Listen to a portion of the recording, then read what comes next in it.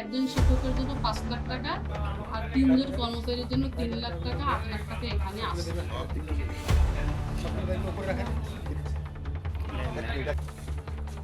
দেখি একটু দেখি বের করে না, সবটা বের করে হাত সরাও। সবাই চেনে মিশনটা জানে।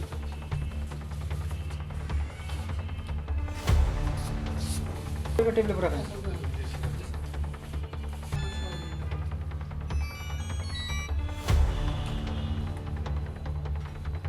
আরো আছে নাকি ভিতরে? এর মধ্যে একদিন আসছিল, তা মানুষ তো আসে সবাই, গত বুধবার বা মঙ্গলবার। শিক্ষক ছিলাম দাতা আমার জমি গেছিল। আমি তো বললাম না যে আমি দুই কারণে আসছি, যে বিলটা দিতে হয়, আবার আমার যদি চিকিৎসা করার জন্য আসছি, দুটা কারণে আসছি। এটা প্রকাশ পাইলো কিভাবে যে আপনি টাকা নিয়ে আসছেন? আমি ম্যাডাম সেদিনকে আসছিলাম, ম্যাডাম না করছিল। হ্যাঁ। আমি ভাবলাম যে যদি কিছু টাকা টাকা দিয়ে আজকে প্রকাশ পাইলো কেমন করে যে আপনি টাকা নিয়ে আসছেন? বললাম উনি একটা মোবাইল নিয়ে আসছে। যে মুখে না বলে ম্যাডাম বললাম যে ম্যাডাম একটু মেসেজ দেয় দেখেন। ওকে, ঠিক আছে। মানে মেসেজ দেই বলতে এটা কি, মানে মোবাইলে আমারই সেন্ড করে নেই, আমি এমনি দেখাইছি লিখে যে ম্যাডাম এটা আমার সেন্ড করা পর সেন্ড করছে, সঙ্গে নিছে যাক নিকা। কিন্তু এটা আমি দেখাইলাম যে ম্যাডামকে যে এটা যদি পারেন, যদি হয়, কারণ আমি আমার জীবনের সর্বক্ষমতা আমি নিয়ে আসছি, যদি তার জীবনটা বাঁচে আমিও বাঁচি, আল্লাহর রহমতে একটা মানুষের জীবন বাঁচানোর জন্য আমি আসছি। এখন আমার জেল ফাঁস যাই হোক, আমি যেহেতু এটা একটা অন্যায়, এখন আমার কিছু করার নেই। উনি আসছে আমার অফিসে। আসছে তো এই ভদ্রলোক ভোটের আগেও আসছিল 2 দিন আগে। সেটা হচ্ছে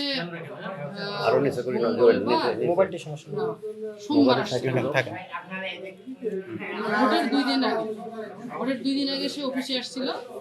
আসার পরে আজকে আবার আসছে। আবার যখন আসছে তখন ওনাকে আমি বলতেছি যে আচ্ছা আপনি তো সেদিন ভোটের আগে তো আসলেন, এসে বললেন, আজকে কেন আসছেন? বলতেছে ম্যাডাম একটু ফোন বলতেছে যে ম্যাডাম আমি হচ্ছে একটু আসলাম, আপনার সাথে আমার কথা আছে। তো আমি বললাম যে কথা তো আপনার ভোটের 2 দিন আগে আপনার সাথে আমার হয়ে গেছে, আবার আজকে কিসের কথা বলার জন্য আসছেন? তখন আমার এখানে 2-3 জন লোক বসা আছে, আমার টিচাররা বসা আছে। উনি তখন আমাকে একটা মোবাইলে একটা হচ্ছে মেসেজ দেখাচ্ছে। মেসেজটা হচ্ছে একজন শিক্ষকের জন্য 5 লাখ টাকা আর 3 জন কর্মচারীর জন্য 3 লাখ টাকা 8 লাখ টাকা এখানে আছে, এখানে আছে। এই মেসেজটা যখন দিল তখন আমি মেসেজটা দেখানোর পরে আমি একটু অবাক হয়ে গেলাম যে আমি এই মুহূর্তে কি করব। তখন আমার অফিসে সবাই খেতে গেছে। তখন আমি বললাম যে দেখো তো কি আছে। আমি মনে করলাম যে এই মোবাইলটা থেকে ওর মেসেজটা কিভাবে আমি অন্যের মোবাইলে আর কি শিফট করি। এই জন্য আমি আমার হচ্ছে নিজে আমি মুহূর্তে কিছু বুঝতে পারতেছি না যে আমি কি করব।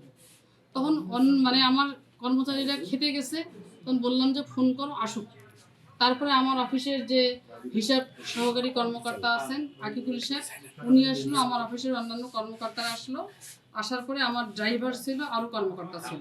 তো যখন আমি মেসেজটাতে দেখলাম যে আমি 8 লাখ টাকা এনেছি, তখন আমার মনে হলো যে ব্যাগটা সন্দেহ।